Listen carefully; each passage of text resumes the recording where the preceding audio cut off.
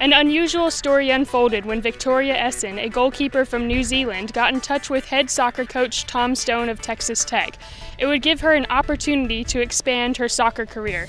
Coach Tom Stone, he had some mutual friends with some people back home.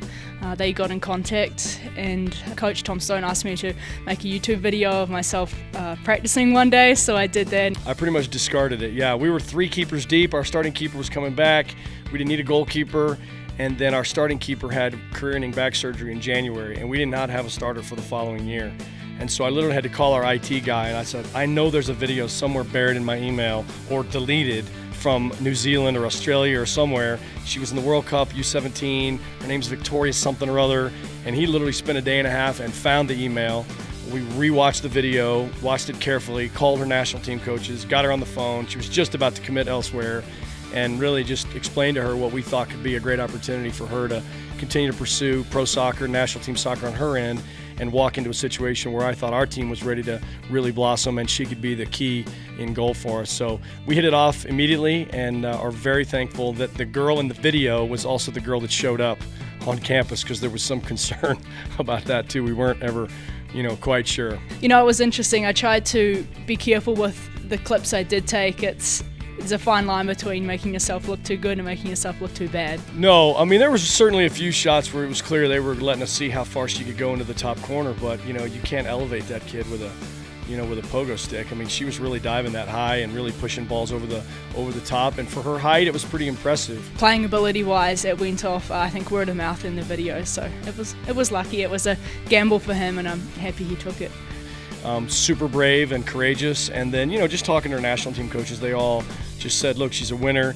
And when you get a young lady who's been to 3 youth world championships in her time, she's really a young professional without being paid. Moving to a country an ocean away and more than 7,500 miles from home takes a lot of guts and a little getting used to. Colleges in America are amazing. They're a lot bigger than New Zealand. We don't have college sports back home, so just seeing the campus, the opportunities, the buildings, the facilities, like the soccer facility is awesome. So that was amazing to me. That was probably one of the biggest shocks, and exciting as well at the same time. It was a good shock. New Zealand's a little bit greener, so as I was flying into Lubbock on the little aeroplane bouncing around, seeing the cotton fields, I came in the middle of summer, so it was hot and it was dry. There's a lot more food here than there is back home into, just variety and choice. So I've tried a lot of things, still have a lot of things to try, but definitely do like Reese's Pieces. We don't have them back home, they're definitely a winner. We always snatched her up whenever we had to go to dinner, and we were like, Victoria, you have to try this, this is so good. And she has showed us her New Zealand food, which is definitely very interesting, but she has this dessert pie that she cooks that the whole team really loves. I didn't know really a thing about football apart from the fact that you can pass the ball forward and you have to run over the line. So the poor people that I went to the first game with had to put up with me asking questions for the majority of the game, and it was at the end of the game and I thought I had everything down, and then they started throwing out yellow flags and I was like, wait, what are the yellow flags for? But anyway, so they explained that rule as well, and I think I'm slowly getting it down, so with time. From climate to food to first American football games and back to soccer, it seems like Esson has effortlessly melted into a new culture and has made a name for herself at Texas Tech. I think it's been, in a way, a struggle, and I think that Victoria has adapted very well to it. It was also just so impressive to see her maturity and her ability to handle the change to life in Texas from life in New Zealand. I mean, it was humbling for some of our freshmen who came for 4.5 hours away to see someone who came from the other side of the world, and she's handling the transition like a grown-up.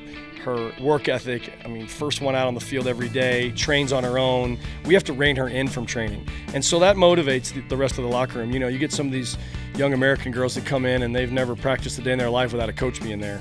And here's Vic, who doesn't care if the coaches are there or not. She's ready to roll. And it really did change the culture for her. She was a huge steroid in the process, a legal steroid, in the process of changing our culture in the locker room. Just an all-around, commitment 365 days a year. Something I really admire about her is her work ethic. Obviously, as your first year on the team, you're not as well adjusted and your fitness isn't where you want it to be. And Victoria truly worked overtime. Like Tom has said it before, but he would have to come and drag Victoria off the field because she was always wanting to do more, always wanting to better herself. I think that's something I really admire about her, is that she just really is always trying to better herself, and it's contagious to the whole team. It's like you see Victoria out on the field 30 minutes before practice even starts, and it's like, man, I need to be out there. I want to work with her. You know, she's just taken this whole thing in and has loved every minute of it. There's no doubt that she's changed our culture, but we've helped her mature into somebody that I don't think if she hadn't ever left New Zealand she would have ever become. Okay, and if you haven't thanked your friendly New Zealand goalkeeper yet, you better do that before you get out of here, because that was insane, dude. That was insane. For the Big 12 Digital Network, I'm Rhiannon Rowley.